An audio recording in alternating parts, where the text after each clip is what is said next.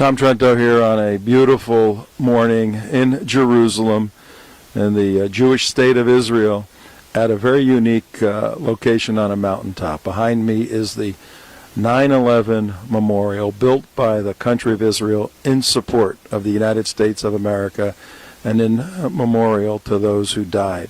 And this is the only country that has built a 9/11 memorial to this extent, to this wonder out of all the countries in the world. Now take a listen to Lieutenant Commander Don Brown. Good morning, guys. How are you? I think that the relationship between Israel and the United States is not only just it's symbolic, it's symbiotic, and it's literal. I want to take you back to May 12, 1948. 3 days from now, the British mandate over Palestine is about to expire. And there's a great battle going on within the executive branch of the United States government on what to do about it.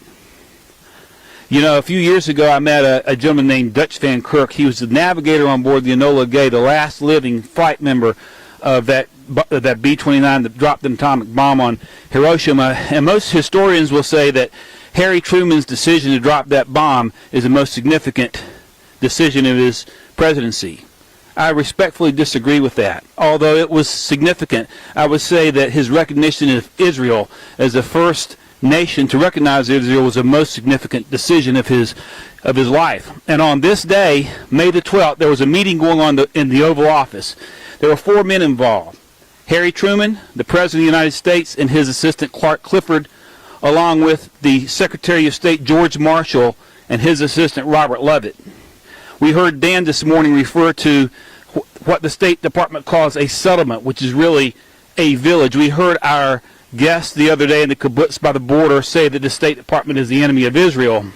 This battle began even in the Truman administration. George Marshall, the Secretary of State, was so opposed to the establishment of Israel that in this meeting, when they were discussing what to do in 48 hours when the mandate expired and there were rumors that Israel was about to declare its independence, Marshall threw a temper tantrum. He got up, he almost threatened to walk out. And he actually threatened not to support Harry Truman in his re-election if Truman recognized Israel. Truman felt stabbed in the back because his own United Nations ambassador had gone to the UN and voted that upon the expiration, the UN should have a trusteeship over this land as opposed to recognize it as a nation. Well, Harry Truman went out, and this is what's interesting. At 6:11, hear the number 11, p.m. Eastern Time, Washington, D.C., which was 11 minutes after midnight, May 15th in Jerusalem, the United States, 11 minutes after midnight, became the first nation to recognize Israel. You know, I talked to our friend Ravi, who is a doctor of numerology. I'm no doctor of numerology, but I've always believed that there's a symbiotic relationship between 11 minutes after midnight when we recognized Israel as the first nation and what happened 53 years later on 9/11. Just call it a hunch, but I don't think that's accidental. You know, 9/11 has driven a lot of us to action. It drove me to action.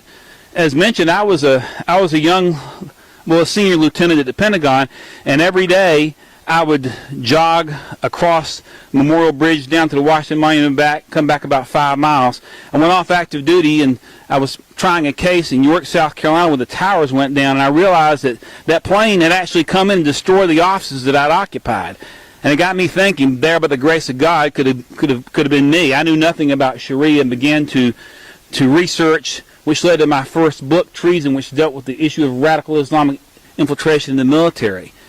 It drove a young man named Aaron Vaughn to action.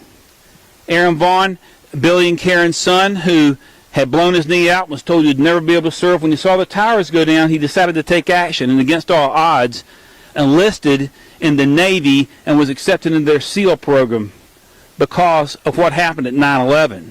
9/11 has brought out a lot of warriors in a great battle, those of us who aren't even serving anymore, because we understand that really what 9/11 is about, it's a microcosm of the great battle in the heavenlies over the eternal existence or destruction of the nation of Israel. And as Avi pointed out, for the first time, the United States and Israel were joined by an unrestrained and illogical hatred that will drive a group to murder innocent civilians. So my challenge today, as we look at this beautiful memorial, is to look at it and to let it inspire us to recommit ourselves to standing for truth, because the battle for the state of Israel, or the destruction of Israel as many would have, is really a great battle of good versus evil. And that's why there's no logical understanding of why George Marshall was so upset about its establishment. There's no logical understanding as to why nations all around here who aren't threatened by it want it destroyed.